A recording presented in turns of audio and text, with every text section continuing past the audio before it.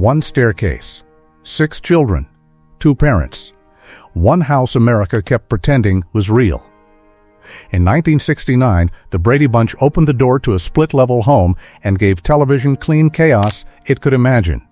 A widowed architect with 3 boys, a mother with 3 girls, a housekeeper who knew everything. It looked simple. That was the trick.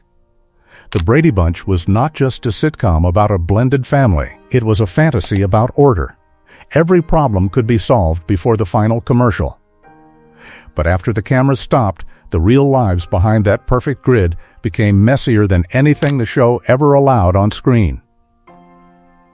One television father hid a private life Hollywood would not have accepted. One mother became America's mother and died suddenly from heart failure. One housekeeper fell in her bathroom and never recovered. One perfect daughter fought addiction and the damage of being remembered as perfect. This is the Brady Bunch, then and now. Robert Reed was Mike Brady. Robert Reed was born John Robert Reitz Jr. on October 19, 1932 in Illinois. He trained seriously, studied Shakespeare, and built his name on dramatic work before television handed him a blue suit, 6 children, and the calmest father voice in America. He was 36 when he became Mike Brady, the widowed architect who could turn any family crisis into a lesson. But Reed was not Mike Brady. That was the wound. Behind the scenes, he fought the scripts, the logic, the silliness. He wanted realism. The show wanted comfort. Still, the children loved him. The man who hated much of the writing became, for the young actors, someone serious, protective, and real. Robert Reed died on May 12, 1992, from colon lymphoma with HIV listed as a contributing condition. He was 59. Mike Brady was America's safe father. Robert Reed was a gifted actor living inside a role, a secret, and a world that left him almost no room to be fully seen.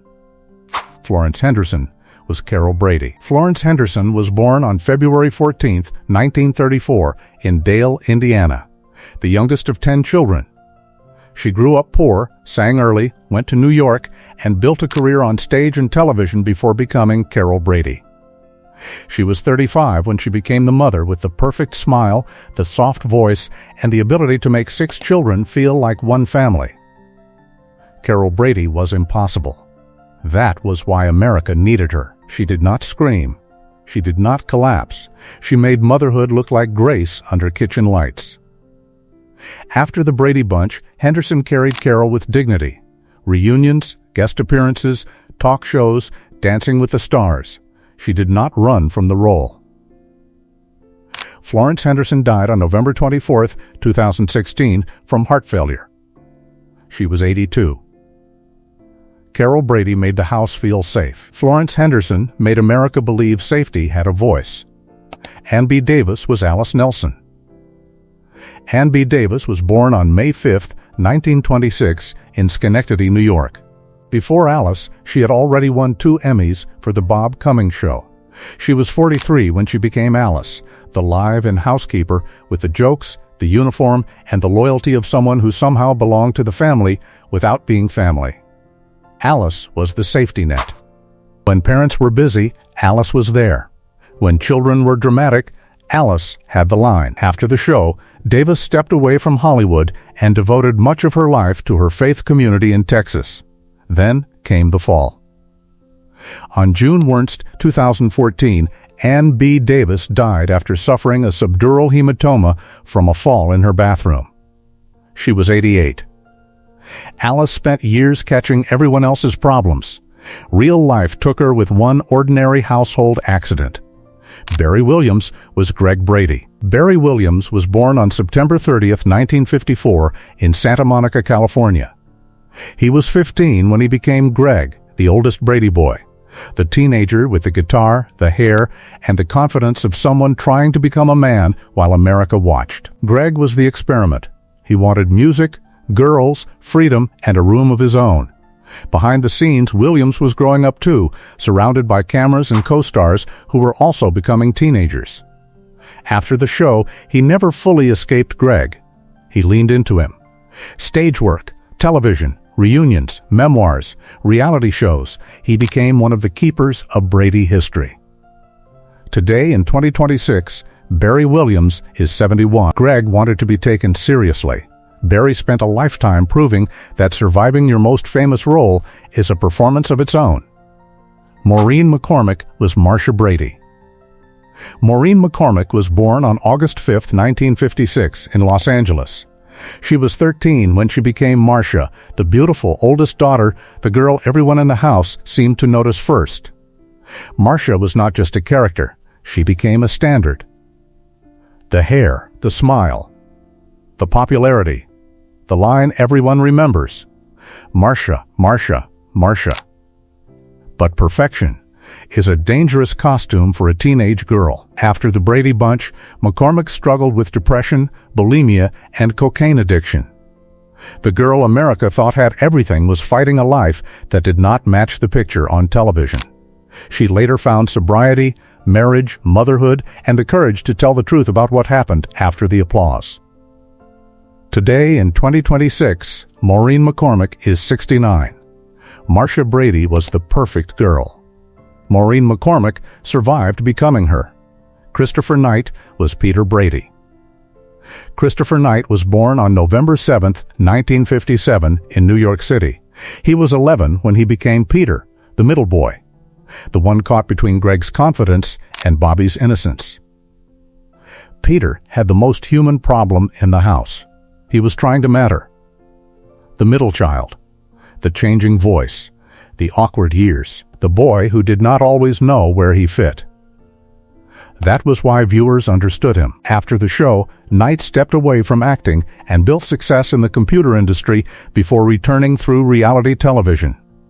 Today, in 2026, Christopher Knight is 68. Peter Brady was stuck in the middle.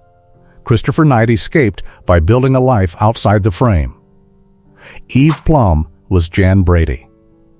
Eve Plumb was born on April 29, 1958, in Burbank, California. She was 11 when she became Jan, the middle daughter, the girl living in Marcia's shadow.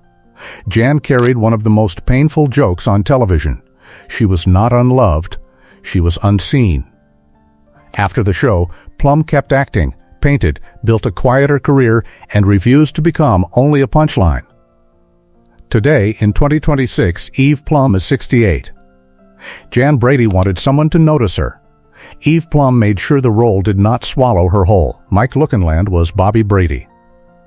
Mike Lookinland was born on December 19, 1960, in Utah.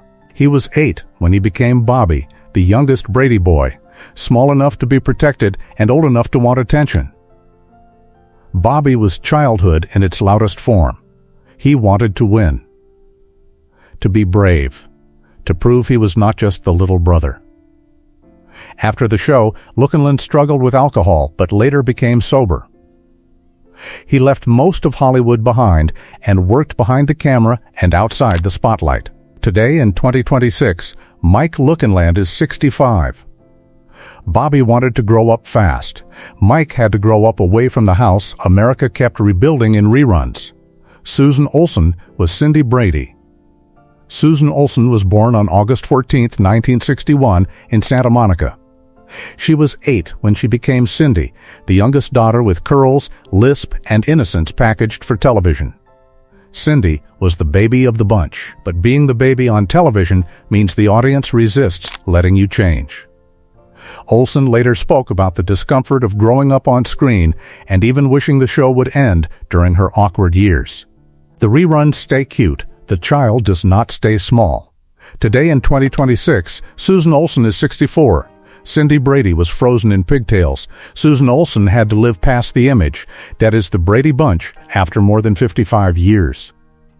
5 seasons, 117 episodes, a theme song everyone knows, a staircase everyone remembers, a family that looked too clean to be true.